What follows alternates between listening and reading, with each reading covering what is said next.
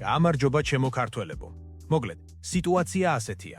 ხალხი ისე აჟიტირდა, თითქოს ჟურნალისტების ბრალი იყოს UFC-ს გადაწყვეტილებები. როგორ შეიძლება ილია ამდენი ხანი არ ჩხუბობდეს და ქამარი მაინც მას ჰქონდეს, გაიძახიან ვიღაცები. მისმინეთ, მაცნეს ნუკლავთ, მაცნე უბრალოდ ამბავს მოგიტანთ. თუ ვინმეს დადანაშაულება გინდათ, თავად დანა ვაიტს და UFC-ს მიადექით. ოღონდ, აი აქ არის მთავარი ძაღლის თავი დამარხული. UFC-ს ვერავინ ადანაშაულებს, იმიტომ რომ მათ ნაბიჯებს ლოგიკა აქვს. თქვენ რომ იყოთ UFC-ს სათავეში, ზუსტად იგივეს გააკეთებდით. აი, წარმოიდგინეთ, გაქვთ ბიზნესი. თუ ხედავთ, რომ ხალხი ხორცის ხინკალს უფრო კიდულობს ვიდრე ყველისას, რა სიზამთ? რა თქმა უნდა, ხორცისას მეც დაამზადებ. UFC-ც ზუსტად ასეა. ეს არ არის WWE და რესლინგი, ეს არის ბიზნესი, რომელიც უნდა იყოს მომგებიანი. ბევრი მწერს, რატომ არ აკეთებ ვიდეოს ლოკოტორესზე? იბატონო, დიდი სიამოვნებით, მაგრამ მოდით გულწრფელად ვთქვათ. რამდენი კაცი დააკლიკებს? 15,000? მაქსიმუმ 20? ეგ არ ყოფნის იმ მასშტაბებს, რაც ილიას მოაქვს. ილია თოფურია დღეს არის ოქროს საბადო. ის არა მხოლოდ სპორტსმენია, ის არის ელჩი. ის, რასაც ის ესპანეთში და მთელ ევროპაში აკეთებს, UFC-სთვის მილიონებს ნიშნავს. და იცით კიდევ რა? ორგანიზაციამ იცის ილიას პირადი მდგომარეობის შესახებ. მათ გაიგეს, რომ იმ სასამართლო პროცესების ფონზე, რაც ილიას აქვს, ოჯახური საკითხები, შვილთან ნახვის პრობლემები და ასე შემდეგ, რთულია სრულფასოვანი მოსამზადებელი ბანკის გავლა. ილიას კონტრაქტზე ხელი არ მოუწერია და მერე არ გადაუთქვამს. არა, მან თავიდანვე თქვა, ჯერ დავიცადოთ. იანვარში მას სერიოზული შეხვედრები ჰქონდა და კაც არ უნდოდა 70 კილომდე წონის კლებისას და უმძიმესი ვარჯიშების პარალელურად იმ ხალის ყურება ეტანა, რომელიც შვილს არ ანახებს. UFC-მ ეს გაიგო და მხარი დაუჭირა. ზოგი ამბობს, ილია არ ყიდისო, არ არის პოპულარულიო. აბა თუ არ ყიდის, რატომ ამბობთ, რომ UFC 334 ნაგავია ილიას გარეშე? რატომ ითხოვთ მის ჩხობს? ილია რომ არ აინტერესებდეთ, ქამარს ისე ჩამოართმევდნენ, როგორც ჯამალ ხილს ან ჰენრი სეხუდოს. სეხუდოს ორმაგი ჩემპიონი ეწერა შუბლზე, მაგრამ დანამ უთხრა: ნახვამდის ძმაო, არ გჭირდებიო. ილიასთან კი სხვა ამბავია, ის ყველაფერს სწორად აკეთებს. როცა ორგანიზაციასთან სწორად იქცევი, ისინიც გაფასებენ. შეხედეთ ვოლკანოვსკის, ორჯერ მისცეს შანსი გამხდარიყო ორმაგი ჩემპიონი, იმიტომ რომ კაცი ყველაფერზე მიდიოდა კომპანიისთვის. დიეგო ლოპეზიც იგივე გზას ადგას. ასე რომ მეგობრებო, დაივიწყეთ ილიას ქამრის ჩამორთმევა, ეს არ მოხდება. ილია არის მანქანა, რომელიც ფულს ბეჭდავს და აი აქ მივდივართ ყველაზე საინტერესო ნაწილამდე. რას ნიშნავს პედი პიმბლეტის გამოჩენა ამ თამაშში? პედიმ თქვა, აპრილში არ ვიჩხუბებ, ჩემს რიგში დადგეთითო, მაგრამ ყველამ ვიცით, რომ პედი ამ სიტუაციაში ამინც არ ქმნის. ის უბრალოდ ცდილობს ფასი აიწიოს. ილია და პედი ეს არის ის მატჩი, რომელსაც UFC ზაფხულისთვის, International Fight Week-ისთვის ინახავს. დამიჯერეთ, 75-80 კილოგრამიანი პედისთვის წონის კლება 70-მდე წელიწადში ორჯერ ზედაზე ძალიან რთულია. ამიტომ UFC დროს გაწელავს. მაგრამ არსებობს ერთი მაგრამ, ერთი პატარა დეტალი, რომელმაც შეიძლება ყველაფერი შეცვალოს და ამას შემდეგ ნაწილში გეტყვით. აი, მივედით იმ მომენტამდე, რაზეც დასაწყისში გეუბნებოდით. რატომ არ ჩქარობს UFC ილიასთვის ქამრის ჩამორთმევას, მაშინაც კი თუ ის ზაფხულამდე არ იჩხუბებს? იმიტომ რომ კულუარებში იხარშება გეგმა, რომელიც MMA-ის ისტორიას შეცვლის. ყველამ ვიცით, რომ ილიას თავისი წონის დივიზიონი, 66 კილოგრამი, უკვე პატარა ეჩვენება. ის ზემოთ იყურება.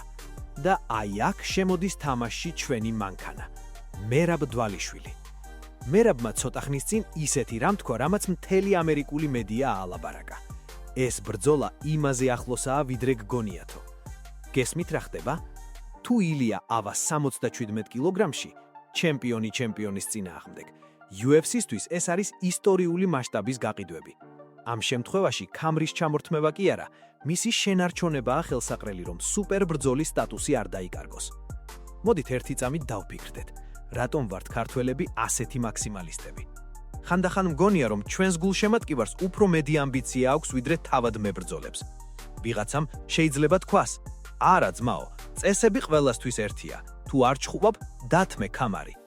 მაგრამ მეგობრებო, მოდით რეალისტები ვიყოთ. სპორტი დიდი ხანია ბიზნესად იქცა. თქვენ რომ გქონდეთ ქათამი, რომელიც ოქროს კვერცხებს დებს, განამას დაკლავდით მხოლოდ იმიტომ, რომ ერთ თვეში კვერცხი ვერ დადო? რა თქმა უნდა არა. მოუვლიდით, ვიტამინებს დაალევინებდით და დაელოდებოდით. ილია სწორედ ეგ ოქროს კვერცხია UFC-სთვის. ის ევროპული ბაზრის გასაღებია. ახლა გადავხედოთ პედი პიმბლეტს. პედი ამბობს, რომ აპრილში შანსი არაა არ იჩხუბებს. ტიპი ისეთ ფორმაშია ხოლმე ჩხუბებს შორის. 90 კილოს აჭარბებს. ლუდი და პიცა მისი სტიქია. მისთვის 70 კილოგრამამდე ჩამოსვლა ორჯერ ზედიძედ მოკლე დროში, ეს თვითმკვლელობაა. პედიმ იცის, რომ ილიასთან თუ 100%-ით მზად არ იქნება, მატადორი მას უბრალოდ გადათელავს. ამიტომაც წელავს დროს. მაგრამ აი რა არის საინტერესო. ბევრი პედის და ილიას შესაძლო ბრძოლზე ლაპარაკობს, მაგრამ თითქმის არავინ ახსენებს არმან სარუკიანს. არმანი ახლა ისეთ ფორმაშია, რომ ჩემი აზრით, ამ დივიზიონში ილიას გარდა ვერავინ გააჩერებს. მაგრამ პრობლემა იცით რა არის? არმანი მოსაწყენია მარკეტინგულ თვალსაზრისით. ის არ აკეთებს იმ შოუს, რასაც ილია ან პედი. UFC-ს კი შოუ სჭირდება. ამიტომაც გეგმა B ასეთია. თუ ილია მაინც გადაწყვეტს 77 კილოგრამის ასვლას, მაშინ 70 კილოგრამის დივიზიონში მოხდება ქამრების გაერთიანება. და აქ სარუკიანს მოუწევს კიდევ ერთი ბრძოლის ჩატარება, რომ საბოლოოდ დაუმტკიცოს ორგანიზაციას თავისი უპირატესობა. მე მინდა, რომ არმანი უფრო აქტიური იყოს. კი, ჩხუბობს ხოლმე სადღაც ჭიდაობის ტურნირებზე, ჩარაბულეტებთან და სხვებთან, მაგრამ UFC-ში აქტივობა სხვაა. თუ გინდა ქამარი, უნდა იყო იქ, სადაც პროჟექტორები ანათებს. თქვენი აზრით სამართლიანია, რომ დიეგო ლოპესის ასე უცებ ეძლევა შანსები, ხოლო ევლოევი, რომელიც უკვე წლებია რიგში დგას, საერთოდ დააიგნორეს? ევლოევის ყვირობი, როგორც მათ სოციალურ ქსელებში ეძახიან, ახლა გლოვენ, რომ მათ ფავორიტს 2025 წლამდეც კი არ უჩანს ჩხუბი. მაგრამ პასუხი მარტივია. დიეგო ლოპესმა აიღო ის ბრძოლა, რომელზეც ყველამ უარი თქვა. მან გარისკა და UFC-მ ეს დაუფასა. ილიაც ზუსტად ავას აკეთებს. ის რისკავს თავისი იმიჯით, თავისი პოზიციით, მაგრამ სანაცვლოდ იღებს ისეთ პრივილეგიებს, რაც სხვებს სიზმარშიც არ უნახავს. ნუ დააბრალოთ ილიას, რომ ის სისტემაზე ჭკვიანი აღმოჩნდა. და იცით რა იქნება საბოლოო დარტყმა? ის, რაც მოხდება მომავალ შაბათს, UFC 224-ზე. აი იქ გაიხსნება ყველა კარტი. თუ იქ გარკვეული შედეგი დადგა, ილიას ქამრის ბედი კი არა, მისი შემდეგი მეტოქის ვინაობა გაგაოცებთ. მეგობრებო, ახლა კი მოემზადეთ, რადგან მესამე ნაწილში გადავალთ ყველაზე მთავარზე, კონკრეტულ თარიღებსა და იმ საიდუმლოზე, რასაც ილია ასე საგულქრილოდ მალავს. მეგობრებო, მოდით პირდაპირ თქვათ. ის, რაც ახლა MMA სამყაროში ხდება, ჭადრაკის დიდ პარტიას გავს.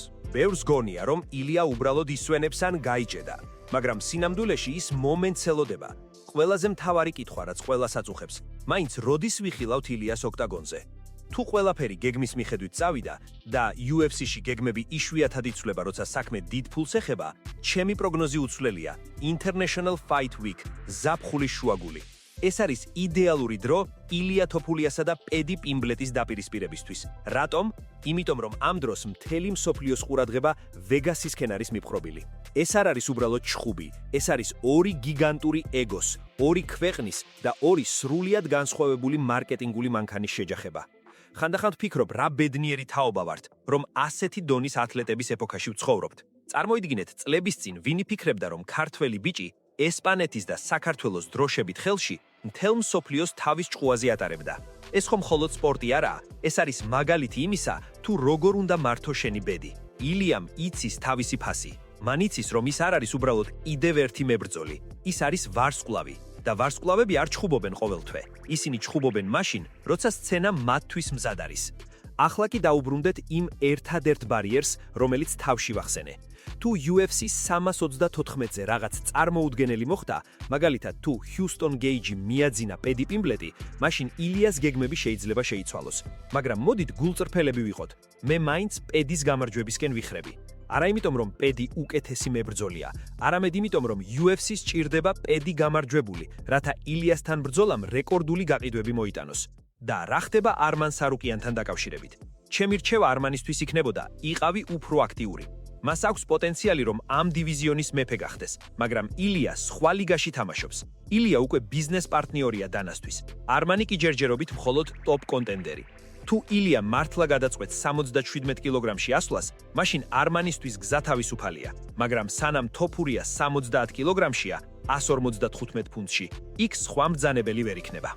ასე რომ მეგობრებო, ამოისუნთქეთ, ილიას კამარს არავინ ართმევს. ის რჩება ჩემპიონად და ის დაბრუნდება მაშინ, როცა ეს ყველაზე ეპიკური იქნება. ნუ უსმენთ ჰეიტერებს, ნუ უსმენთ მათ, ვინც ამბობს, რომ ილია გაიცქა. მატადორები არ გარბიან, ისინი მხოლოდ წითელ ნაჭერს ათამაშობენ, რომ ხარი, ამ შემთხვევაში მთელი დივიზიონი, კარგად დაიღალოს და მერე ერთი დარტყმით დაასრულონ საქმე. თქვენ რას ფიქრობთ? უსამართლოა, რომ ილია თითქმის 1 წელი არ ჩხუბობს და მაინც ჩემპიონია? თუ მიგაჩნიათ, რომ მან ეს პრივილეგია დაიმსახურა? დაწერეთ კომენტარებში, მე პირადად ყველა თქვენს აზრს წავიკითხავ. არ დაგავიწყდეთ ვიდეოს დალაიკება და არხის გამოწერა, რადგან წინ კიდევ უფრო ცხელი ინსაიდები გველოდება. შევხვდებით შემდეგ თავგადასავალში. ჩაო!